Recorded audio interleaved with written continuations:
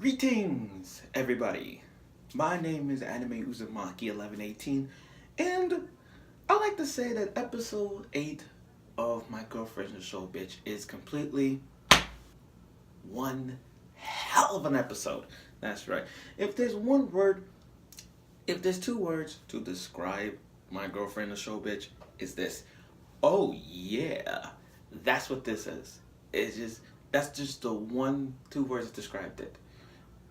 And you cannot turn your back on this, guys. Like, come on, episode 8. It has so many grievances in this episode that it makes you want to shout. And you, once again, you could say, oh yeah, that's what this show was about. But not only that, but the show also demonstrated two side characters that were really important in most part of this episode. Igarashi, which is the student council, and Shuzumori. Now, Shuzumori is the kind Hinata voice type thing. You know how everybody likes Hinata, like Hinata Hyuga, the nice, charming girl, the shy but most powerful girl. I mean, she's better than Sakura. I'm gonna string that out right now. Hinata Hyuga can beat Sakura. Okay, moving on. But in this one, she's kind of cute. I mean, I might change this episode would actually make you want to change waifus forever. It's like it's like on the one hand you got the main girl, and you got his little sister, the third year big sister, and Risa, but the rich girl. But with these two characters, it makes you want to change your waifus and just go on with this. But moving on, so we kick things off with Shizuri, just the shy, unknown girl with the bangs, her hair covering her eyes. She's staring at these two, the main couple, just trying to, with all these misunderstandings they did. She even made a glass glove thing, whatever, that made a hand like this. And I'm like, yo, this is some kind of hand job thing going on. I don't know how this. And speaking of hand job, let me tell you this. The student council president was really trying to figure out what everybody's so making out for no reason. I mean, she's a virgin. She had never kissed a boy or something like that. But still, she walks in and see a couple already finished their business in this room. And then she walks in and see a locker with in a locker. Seeing who it is, she opened the door and she sees Shizuri just like I hope I'm saying it right now. She see her name. She see her like, and her hands down here. She's just like, yeah, we know what they did. We know what they did. And she got finished.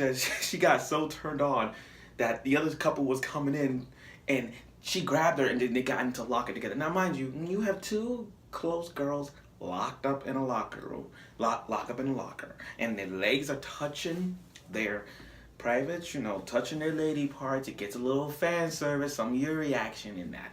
But as they watching it, okay, I'm trying to track down. Okay, this had a lewdness and preventing this spreading this whole excitement. I mean, let's just recap. Okay, so Shuzumori misunderstood that Shinozaki was receiving a hand job, and she came when it was just a carton of milk, saying we have blast off. And here's the funny thing: it was the brother, the main character, and his actual little sister. And then all of a sudden, they see like a little milk carton from the side, just like squirt on the girl's face, on his sister's face. And everybody said, "We have blast off!" It's just like they got turned on by that. And then she and Shizumori looked so lewd that the locker, they looked so lewd when they looked through the locker. They got so turned on. They grabbed each other's asses, They got so turned on, and it was so funny when the main guy just opened the door and he got busted. They got caught just looking at the two. Just looking at the two. I mean, that was just the worst case scenario of their life in that one. Now, we're gonna skip that funny scene to another scene where they had a little bit of a misunderstanding. The clothes. Now look, his shirt. Now I'm putting a little demonstration. Like his shirt's tucked in like the her shirt, the student council. Now she finished using the bathroom, and then when she got up, she walked in with her skirt up to her butt, like tucked with her butt, and her butt is showing, and he making these little like sign languages to say the sign language. But the funny thing about this, when he saw the ass, he's like, oh yeah, that's basically everything that stands out in this episode. And the way he said it breaks the wall. He finally said it, and he tried to communicate with this with the whole gestures, and this didn't work at all. But his girlfriend came in and just screwed it up, making some, like, calling him a pervert with the whole butt thing. I'm like, come on, guys. And then when she finally noticed it, normally a character will slap the main character, but this time she actually know that she did was a mistake, because she understands that oh, he used all this communication just to warn me. So he's a nice guy. He really is a nice guy. But she did it again anyway. Instead of wearing blue striped panties, it was like pink striped panties. And I'm like, oh, the fan service is getting too much academically with this, for academic purposes in this. And speaking of academic purposes, gym class, oh my god, we're going to the gym. No, matter of fact, let me keep telling you more before the gym class part. The pool. Now, remember how the first episode came out tuition, where she comes up and says, I'm not wearing any panties? This, to me, they took that part and then they put it in this episode, where she finally admitted that she don't have any panties on, and she tries so hard to not show her, her thing around the main guy. I mean, there was a part when she got the food, he got the food, this long bread, chocolate bread. I'm like, oh my god, this is not. And to me, I'm like, is she gonna suck on that chocolate bread? But she didn't, because when the wind blows her panties, she grabbed it like, it was kind of like those things from No More Heroes. When you use the nunchuck, like the Wii remote, like that kind of thing. So she grabbed it in an awkward position. And they're going to place for a big ass schoolyard to have all these trees and grasses. You think you would have found a bench right about now. So she grabbed it. So here's the funny thing: they found this empty lot, whatever you call it, empty schoolyard filled with trees and grass. And she said, "Oh no!" I'm like, she almost lifted up her panties, but then that female perverted girl that everybody likes right now, which is best girl right now, she literally she's like a stalker, just like Mizure, just like stalking, all blushing, she breathing, she got all wet, writing stuff like, take her top off. I'm like, this girl is coaching him. I like her. It was so funny. Now, we're going to go to gym class, where things got a little awkward in around 20 minutes of it. So, it had some funny minutes. They said, you're so stiff, quote. And all the guys freaked out. They holding up like this, because they so freaked out that they meant, like, by stiff, they mean that they are so stiff. And for the girls, they got so soft, then they got turned on too. Now, when you have one guy and two girls in the locker room, what do? You can have a threesome or just have some misunderstandings. Now, let me say this.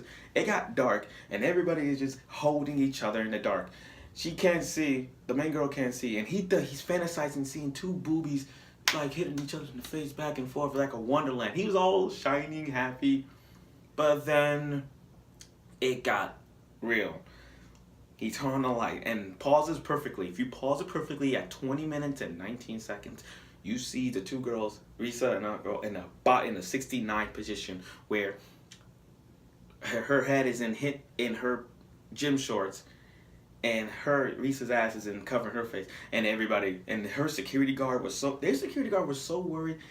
They're like, they even gave him a sexy sex doll, like, oh my god, this show is so fucking stupid. I know this shows a lot of misunderstandings, but for a rich girl like her to give him a sex doll, let's just say that he ain't gonna be lonely for a long time. Now that he got a sex toy in his house, he probably will not use it.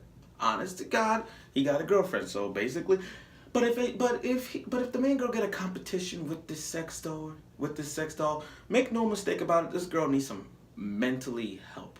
This girl needs help mentally and physically, because if you get jealous of her sex doll, you just corny. But that's if. But anyway, this episode was really no scratch it. This episode was, oh yeah, this was one of those episodes you need to watch because it was funny. The love camera zooming was great. The seeing two side characters doing something for a change was more academically than I ever wanted to see because we never get to see more side characters doing shit, but now we really get to see more of what they are and what they do. And it was really, and it had a lot, and it was comedy at one time, but yeah. But still, this was a great episode. I'm really looking forward for episode 9. We're almost done with this show. For those of us who read the manga, continue reading it on it if you wanted to, or for those who wants to take a break and just finish watching this to a point where it's like, okay, now I want to read the manga. But I give this show a B plus for effortness of side characters, agenda, plot, and all that. So that's it. So tune in next week for My Girlfriend is a Sho-bitch.